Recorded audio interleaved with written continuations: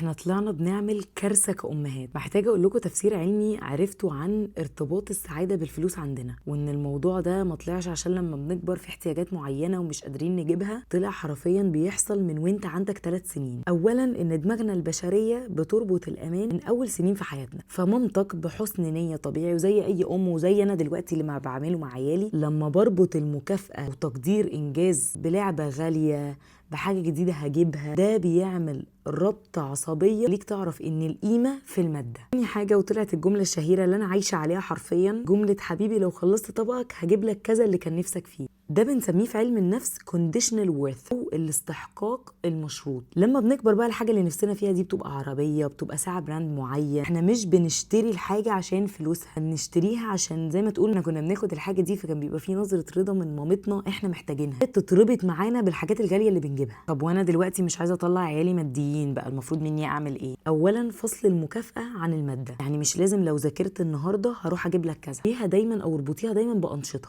تخليها هنقعد مع بعض نلعب اللعبه اللي انت كنت عايزنا نلعبها سوا، ما نربطهاش بشيء مادي، نربطها بتجارب. تاني حاجه ودي بجد عمرنا ما كنا بنعملها، المكافاه على السعي مش على النتيجه. يعني بلاش فكره انك تكافئيه لما النتيجه تطلع انه جاب الدرجه النهائيه او انه كسب الماتش ده في التمرين، خليها دايما في انك شفتيه فعلا قعد وكان بيذاكر وبيعمل جدول من قبل النتيجه، كافئيه عشان يحصل له internal validation، ده استحقاق داخلي، انه ما يربطش دايما المكافاه بتاعته بعوامل او ظروف خارجيه، يربطها بان طالما عملت اللي عليا انا تمام. ده كمان على فكره قدام هيعلمه الرضا جدا. ثالث حاجه بقى ودي بنلعب في المايند سيت بتاعه لارتباطه بالفلوس، اسمها تاجيل اللذه. لما يجي يطلب حاجه بلاش اللي هو رفض قاطع، دي مش هتتجاب من قبل ما تشوفيها، ولا نجيبها على طول ونريح دماغنا، لا نعلمه ان مثلا في لسته احنا بنكتبها وكل اسبوع بنشوف حاجه من الليسته دي نجيبها. فممكن لو هو شاف حاجه عجبته تقولي له هنروح نكتبها في الليسته ونشوف بعدها باسبوع لو عايزين نجيبها او لا. ده بيخليه مش عبيد للاستهلاك الفوري اللي احنا عايشين فيه، ان مش كل ما يشوف حاجه يشتريها. واخر حاجه بقى بنسميها لغه الحوار على الفلوس. عارفه ان احنا بنتزنق كأمهات في وقت ما انا هقول له يعني معناش فلوس